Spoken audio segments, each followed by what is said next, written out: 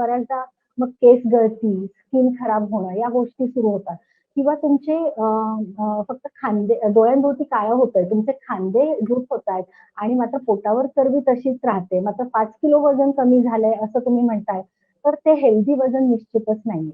तर महिन्याला जो रेशो हवा 2 ते 2.5 किलो किंवा आठवड्याला अर्धा किलो हा रेशो तुमचा हवा वजन कमी होण्याचा आणि तोही कमी जास्त होऊ शकतो. सीझननुसार कमी होतो किंवा तुमच्या मूड्सनुसार, तुमच्या हार्मोन्सनुसार किंवा दिवसभराच्या तुमच्या ॲक्टिव्हिटीनुसार सुद्धा हे वजन म्हणजे कमी जास्त होऊ शकतं. एखाद्या वेळेस होतं की सकाळी माझं वजन एवढं होतं आणि संध्याकाळी बघते तर 400 ग्राम वाढलेलं आहे किंवा 500 ग्राम वाढलेलं आहे. अशा वेळी आपण घाबरून जातो. तर तसं न करता वजन काट्यावर जास्त लक्ष केंद्रित न करता जास्तीत जास्त हेल्दी खात राहिलात, तेही काही एका विशिष्ट कालावधीसाठी म्हणजे लाँग टर्मसाठी तर त्याचे तुम्हाला इफेक्ट दिसणार आहेत.